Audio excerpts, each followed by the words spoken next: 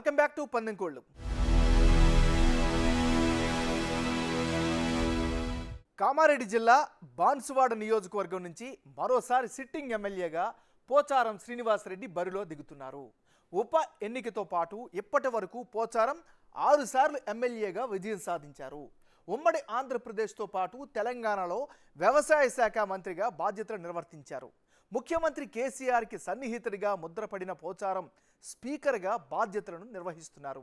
నియోజకవర్గంలో తనదైన ముద్ర వేస్తున్నారు. 2009 నుంచి పోచారానికి ప్రత్యర్థిగా కాసుల బాలరాజు బరిలో దిగుతున్నారు.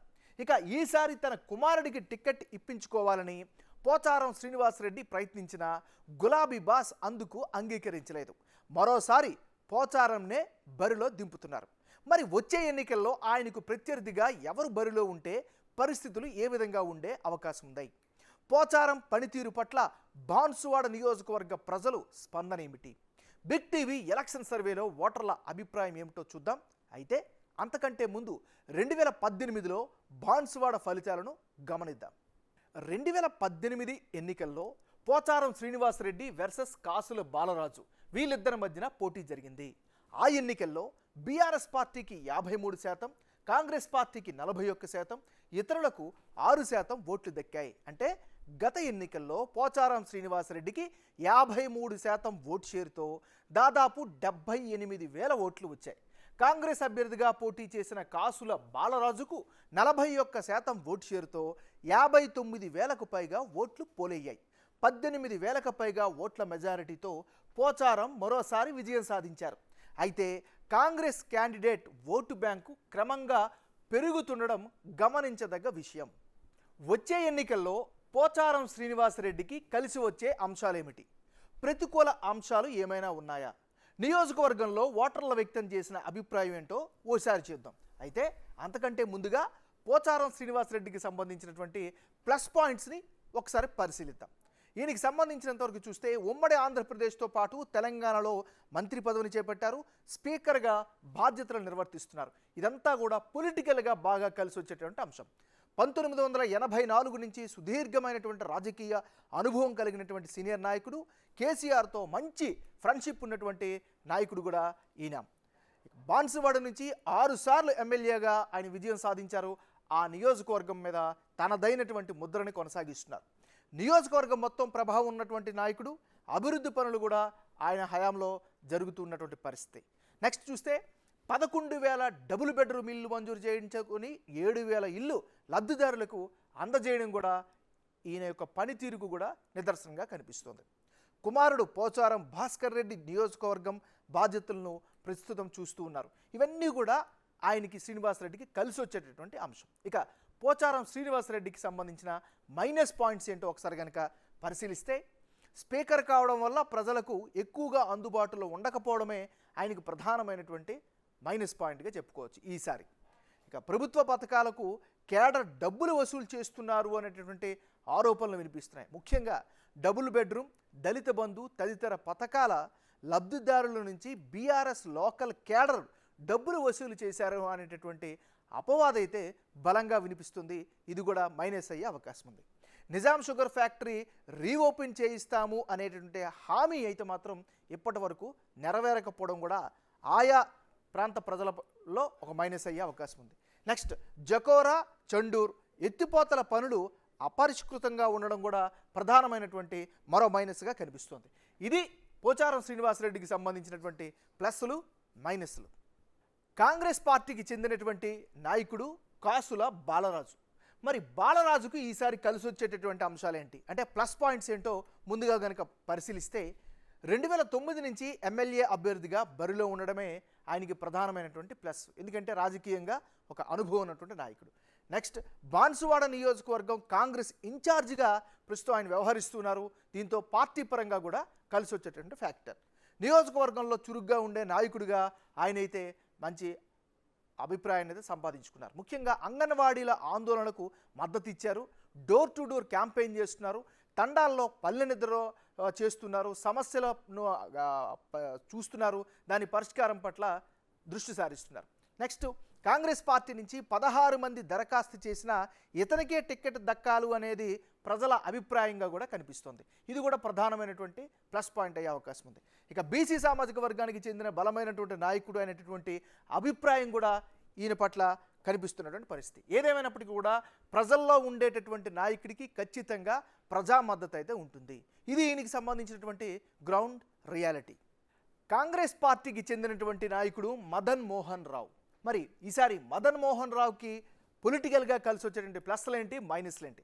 ముందుగా ప్లస్ పాయింట్స్ని కనుక పరిశీలిస్తే తెలంగాణ పీసీసీ ఉపాధ్యక్షులుగా కొనసాగుతున్నారు. ఇది ప్రధానమైనటువంటి ప్లస్ పాయింట్గా చెప్పుకోవచ్చు. నెక్స్ట్, జహీరాబాద్ ఎంపీగా 2 సార్లు పోటీ చేయడం, 2019లో స్వల్ప తేడాతో ఓడిపోవడం, ఇవన్నీ కూడా అనుభవాలు. ఖచ్చితంగా రాజకీయాల అనుభవం కూడా చాలా ప్లస్ పాయింట్ అయ్యే అవకాశం ఉంది. నెక్స్ట్, జహీరాబాద్ లోక్సభ పరిధి మొత్తం ప్రభావం ఉన్నటువంటి నాయకుడిగా కూడా ఈయనకైతే ముద్ర అయితే కనిపిస్తూ ఉంది. ఇవన్నీ కూడా ప్లస్ పాయింట్స్గానే భావించవచ్చు. ఇక బాన్సువాడలో పోటీ చేస్తే సిట్టింగ్ ఎమ్మెల్యేకు గట్టి పోటీ ఇవ్వగలరు అనేటటువంటి అభిప్రాయం కావచ్చు, అంచనా కావచ్చు, లోకల్గా ఉన్నటువంటి ప్రజల్లో కానీ, కేడర్లో కానీ, లీడర్లో కానీ కనిపిస్తున్నటువంటి పరిస్థితి. ఇది ఈయనకి సంబంధించినటువంటి గ్రౌండ్ రియాలిటీ. భారతీయ జనతా పార్టీకి చెందినటువంటి నాయకుడు మల్యాద్రి రెడ్డి.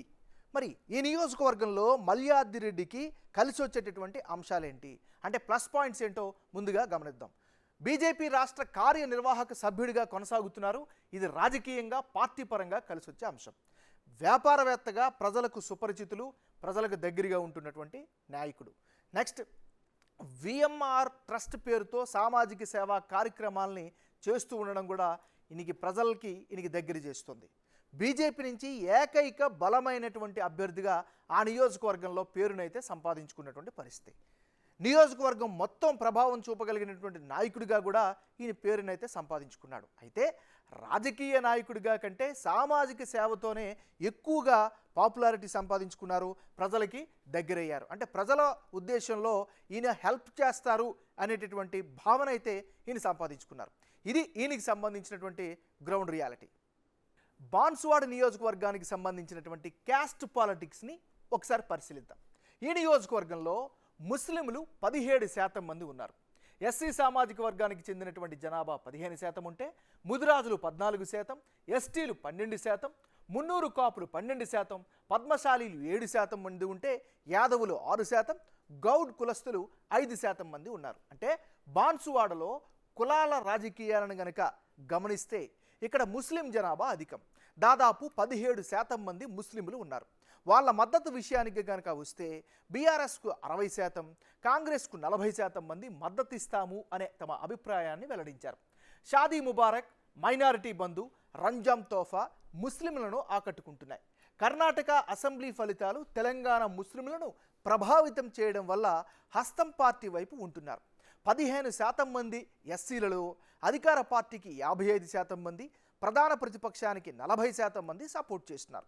14% మంది ముదురాజులలో, గులాబీ పార్టీకి 55% మంది, హస్తం పార్టీకి 35% మంది, ఇతరులకు 10% అండగా నిలుస్తున్నారు. 12% మంది ఎస్టీల మద్దతుని కనుక గమనిస్తే కారు పార్టీకి 50%, కాంగ్రెస్ పార్టీకి 45%, ఇతరులకు 15% మంది మద్దతు ఇస్తామని బిగ్ టీవీ ఎలక్షన్ సర్వేలో చెప్పారు. ఇక మున్నూరు కాపులు 12% మంది ఉంటే బీఆర్ఎస్ పార్టీకి 50% మంది, కాంగ్రెస్కు 40%, ఇతరులకు 10% మంది మద్దతు ఇస్తున్నారు. పద్మశాలి, యాదవ, గౌడ సామాజిక వర్గం ప్రజలు కొంత సంక్షేమ పథకాల వల్ల అధికార పార్టీకి మొగ్గు ఎక్కువ చూపిస్తున్నారని బిగ్ టీవీ సర్వేలో తేలింది. ఇక వచ్చే ఎన్నికల్లో పోచారం శ్రీనివాసరెడ్డికి ప్రత్యర్థిగా కాంగ్రెస్ అభ్యర్థిగా కాసుల బాలరాజు, బీజేపీ నుంచి అభ్యర్థితో సంబంధం లేకుండా ఎవరు బరిలో ఉన్నప్పటికీ రిజల్ట్స్ ఎలా ఉండనుందో ఒకసారి గమనిద్దాం. ముందుగా పోచారం శ్రీనివాసరెడ్డి వర్సెస్ కాసుల బాలరాజు వర్సెస్ భారతీయ జనతా పార్టీ. ఈ కాంబినేషన్లో గనక ఎన్నికలకి వెళితే అప్పుడు బీఆర్ఎస్ పార్టీకి 48%, కాంగ్రెస్ పార్టీకి 43%, బీజేపీకి 4%, ఇతరులకు 5% ఓట్లు దక్కే అవకాశం ఉంది. ఎందుకంటే ద్విముఖ పోరులో విజయం పోచారం శ్రీనివాసరెడ్డి వైపే ఉంటుంది. ఆయనకి ఏకంగా 48% ఓటు షేర్ దక్కే అవకాశాలు కనిపిస్తున్నాయి. అయితే గత ఎన్నికల ఫలితాలతో పోలిస్తే 5% ఓట్లు తగ్గే అవకాశం ఉంది. ఇదే సమయంలో కాసుల బాలరాజుకు 43% ఓట్లు వచ్చే ఛాన్స్ కనిపిస్తోంది. గత ఎన్నికలతో పోలిస్తే అతనికి 2% ఓట్లు అధికంగా రానున్నాయి. ఇక బీజేపీ అభ్యర్థిగా ఎవరు పోటీలో ఉన్నా ఓట్ షేరు 4%కే మించడం లేదు. పోచారం శ్రీనివాసరెడ్డి నియోజకవర్గంలో చేసిన అభివృద్ధి పనులు, వ్యక్తిగత ఇమేజ్ ఆయనకు కొంత కలిసి వచ్చే అవకాశాలు కనిపిస్తున్నాయి. అయితే ఇటీవల రేవంత్ రెడ్డి పర్యటన కాంగ్రెస్ పార్టీకి బూస్టింగ్ ఇస్తోంది. మరోవైపు 6 గ్యారంటీలతో హస్తం పార్టీ పట్ల ప్రజల్లో మరింత పాజిటివ్ ఇమేజ్ పెరిగే అవకాశాలు కనిపిస్తున్నాయి. ఇదే క్రమంలో ఇంకా నిర్ణయం తీసుకొని 5% ఓటర్ల నిర్ణయం ఎన్నికల నాటికి కీలకం కానుంది. వాళ్ళు ఎటువైపు మొగ్గు చూపితే వారినే విజయం వరించనుంది. ఇప్పటికిప్పుడైతే కాసుల బాలరాజు ప్రత్యర్థిగా ఉంటే విజయం పోచారం వైపే ఉంటోందని బిగ్ టీవీ ఎలక్షన్ సర్వేలో ఓటర్ల అభిప్రాయంగా వెల్లడైంది.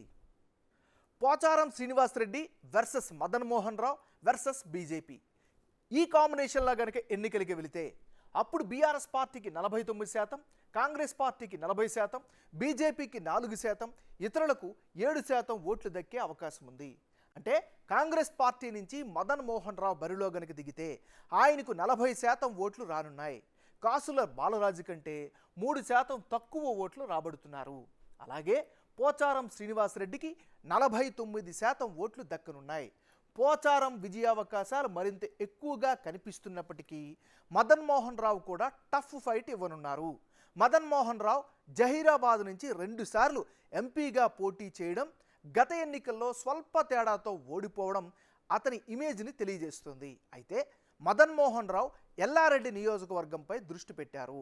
ఇక్కడ గమనించదగ్గ మరో విషయం ఏమిటంటే ఈ కాంబినేషన్లో నిర్ణయం వెలువరించని ఓటర్లు 7% మంది ఉంటున్నారు.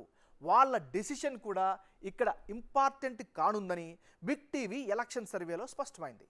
మొత్తానికి బాన్సువాడ నియోజకవర్గంలో ఇప్పటికిప్పుడు ఎన్నికలు కనుక జరిగితే బీఆర్ఎస్ అభ్యర్థి పోచారం శ్రీనివాసరెడ్డికి కొంత ఎడ్జ్ కనిపిస్తోంది. అయితే ఎన్నికల నాటికి పరిస్థితులు ఏ విధంగా ఉంటాయి అనేది తేలాల్సినటువంటి అవసరం. ఇది వాల్టి పందెంకోళ్ళు. రేపు మరో 2 నియోజకవర్గాల్లో ఓటర్లు వెల్లడించిన అభిప్రాయాలను బిగ్ టీవీ ఎలక్షన్ సర్వే రిపోర్ట్లో చూద్దాం. అంతవరకు చూస్తూనే ఉండండి బిగ్ టీవీ.